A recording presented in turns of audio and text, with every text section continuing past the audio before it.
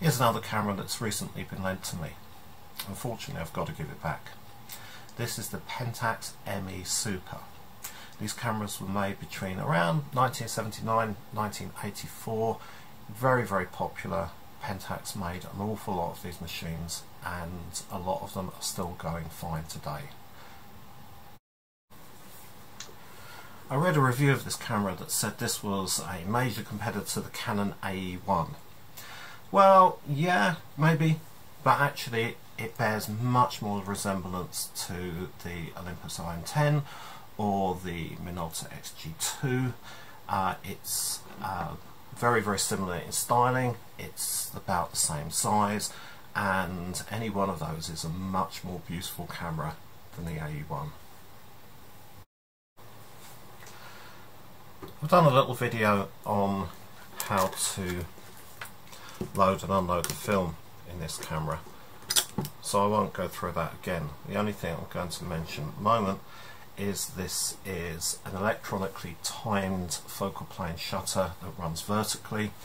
The shutter speeds are 4 seconds to 1/2000th of a second. If the batteries die on it, it has a manual override speed of 1/125th of a second, which frankly could actually get you out of a lot of trouble.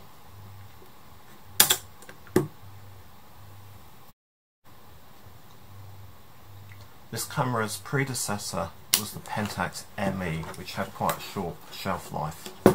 The difference between the ME and the ME Super is the fact that on the ME Super you can manually override the aperture priority system. So on the ME you set the aperture from the aperture ring around the lens, and the camera would automatically select the shutter speed to go with it, which is why I say it's like the OM10 or the Minolta XG2. This one is different because you can put it onto a manual mode, which is there, and that allows you to adjust the shutter speed. The shutter speed adjustment isn't by a conventional dial, but with these two buttons. Increase shutter speed, so 125th, 250th, 500th, this button. If you want to lower the shutter speed, 125th, 60th, 30th, this button. And the indicator display inside the camera is a match LED system. So basically you see two LED lights and you make them become one. You do this through either adjusting the shutter speed up and down or the aperture up and down. If you don't want to do that, then put it back onto automatic. Then you have the choice of choosing the aperture, and the camera will choose the shutter speed that goes with it. Clearly that kind of works the same, because if you are going to choose f8, then it might give you a 30th of a second. You think, oh well, that's a bit too slow for what I'm going to want, so I change it to f5.6 and the shutter speed adjusts to 1/60th of a second. So if you understand how these things work in locked pairs, then you can actually achieve the same result, mostly without using the manual. However, for those times when the exposure reading you're going to get from the meter is way off, such as taking photographs mostly in the dark or mostly in snow, or you want to achieve a under or over exposure effect, then this camera has a very convenient over and under exposure compensation on this side.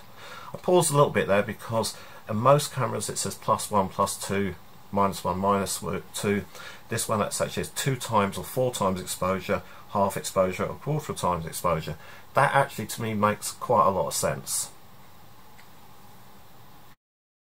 To finish off the top plate, we have quite a simple dedicated flash which would go into the hot shoe here. We have possibly the nicest wind on of any camera that's ever been made. We have the adjustment dial for the different controls here. The shutter release is threaded, so it takes a conventional cable release.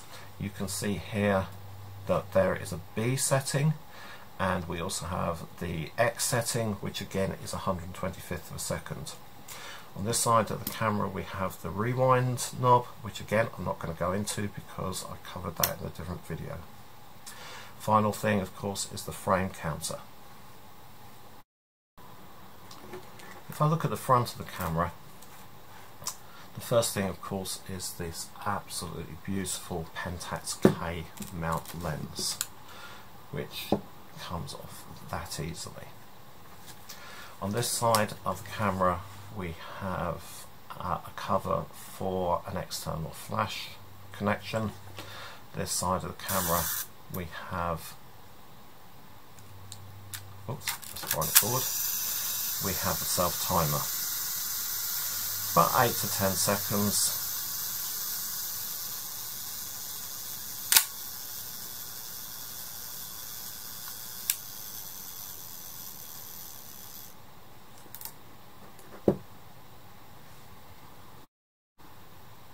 If I turn the camera over, you can see there are two little covers here. This one is for the battery, and this is a connection for an auto wind. So if you can't be bothered to turn the lever on the front, or you've got an awful lot of money to spare, you can actually burn through the film at about 2 frames per second. When you get to the end of the film, here is the button that releases the clutch. Again, covered that before. Standard hot shoe. Sorry, standard tripod release hot shoe. What am I talking about? On the back of the camera we have the little memo pocket, which allows you to put the end of the film or anything else that you want in here to remind you what you're doing.